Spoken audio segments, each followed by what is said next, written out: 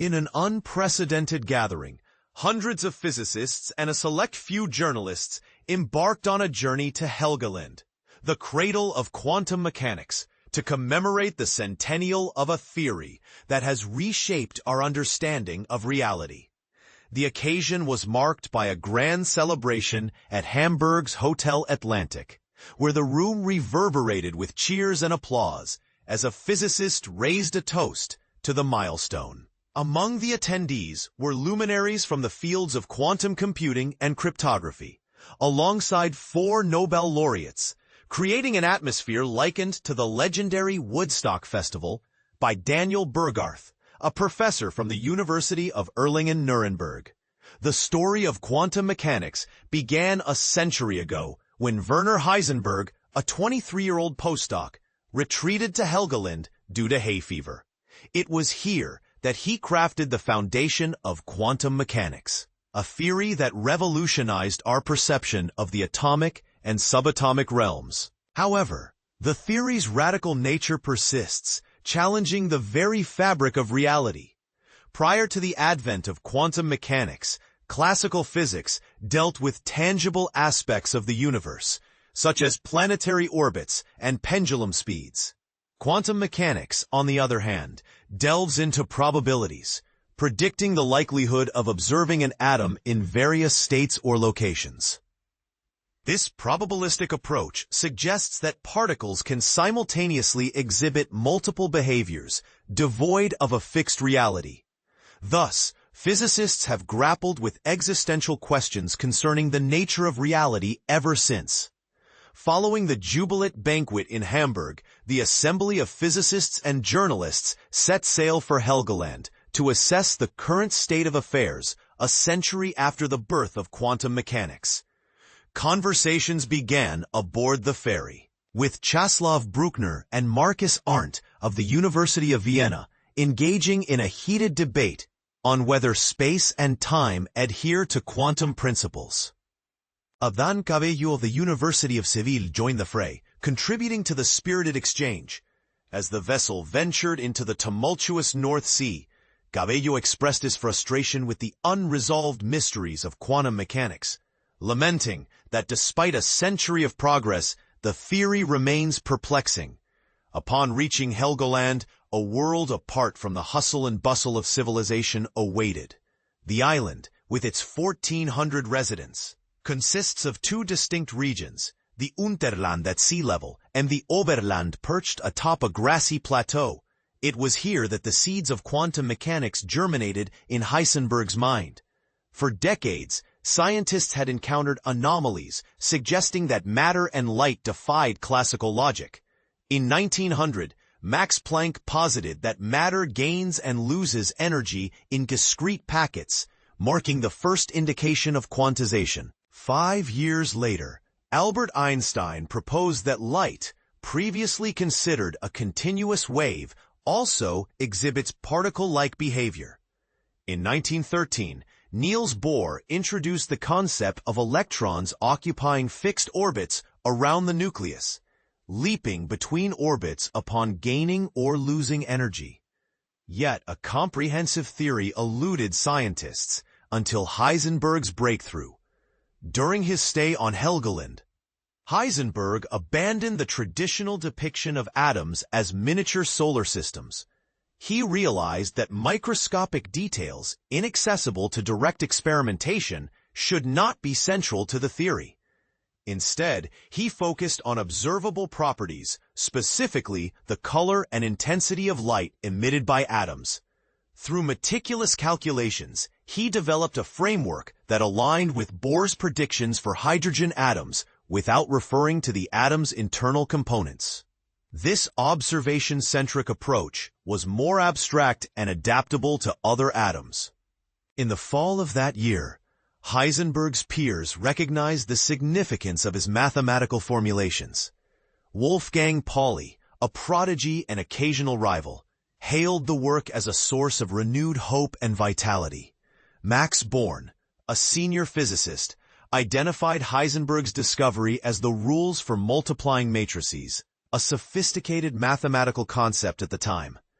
The non-commutative property of these matrices, where the order of multiplication matters, became the cornerstone of quantum mechanics. By November, Born, Heisenberg, and Pascual Jordan authored the three-man paper, detailing the behavior of quantum systems, including the hydrogen atom and other collections of quantum particles. Quantum mechanics had officially emerged. However, the theory's implications for reality remained elusive. In 1927, Heisenberg revealed that the position and momentum of an electron cannot be measured simultaneously with absolute precision, a principle now known as the Heisenberg uncertainty principle.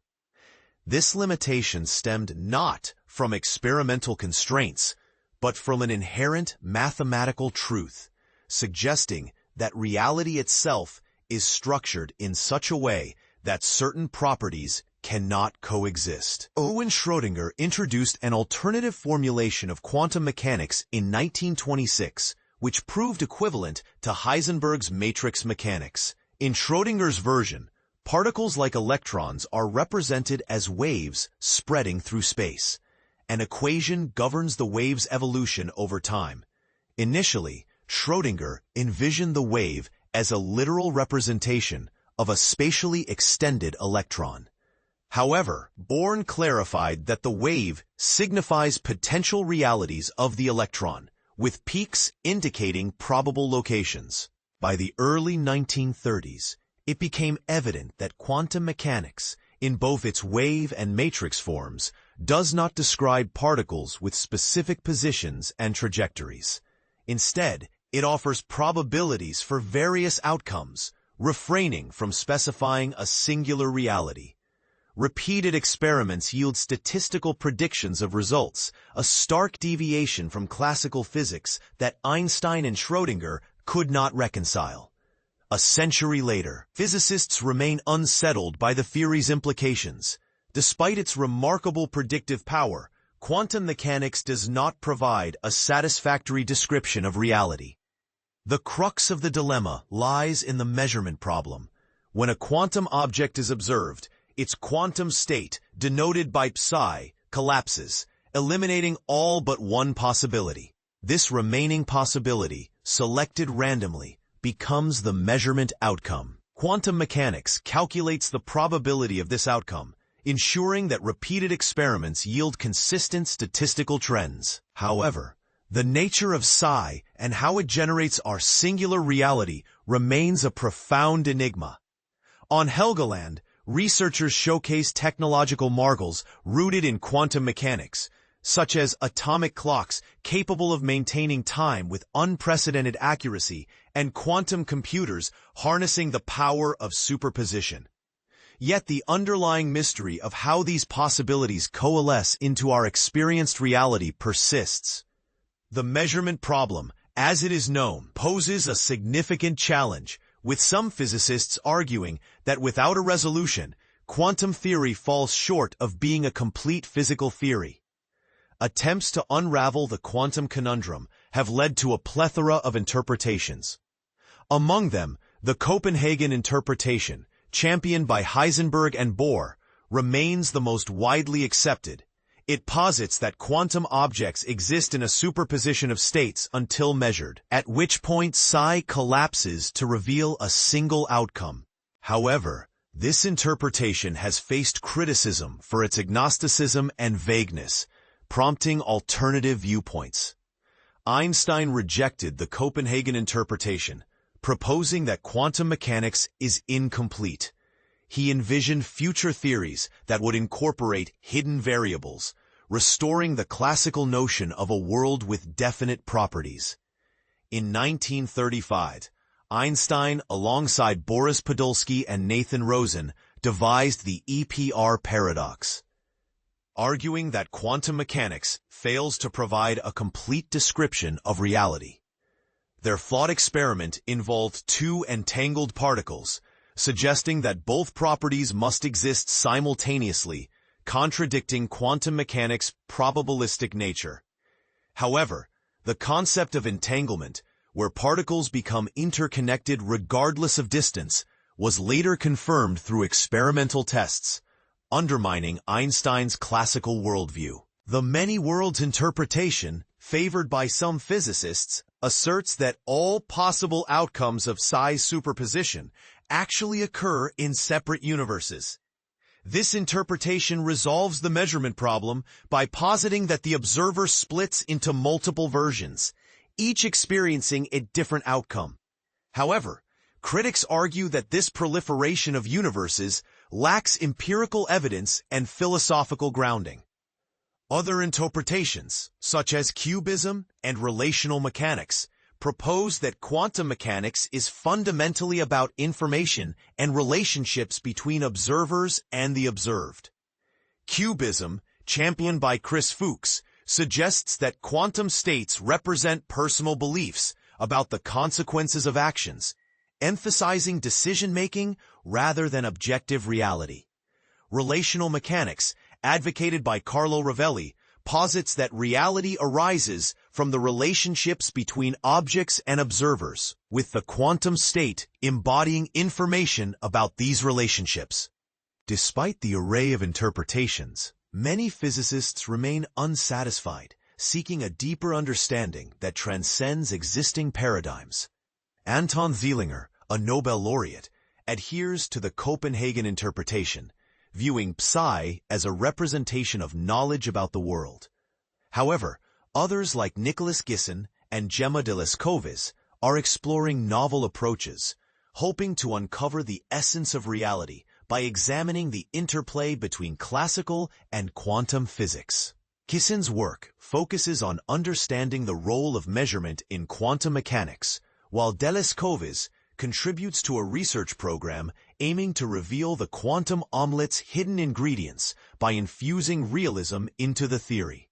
Robert Speckens, a proponent of a realistic approach, has shown that classical ignorance can mimic quantum phenomena, suggesting that the quantum state may represent information rather than physical reality. He envisions a future where both classical and quantum physics converge under a unified framework of realism, with causal connections serving as the bedrock of reality. As the conference concluded, the physicists departed Helgoland with renewed vigor, recognizing that the quest to comprehend quantum mechanics remains unfinished. The first 100 years have been challenging, but the promise of further enlightenment beckons. The journey to reconcile the classical and quantum realms continues, with the tantalizing prospect of unraveling the ultimate nature of reality within reach.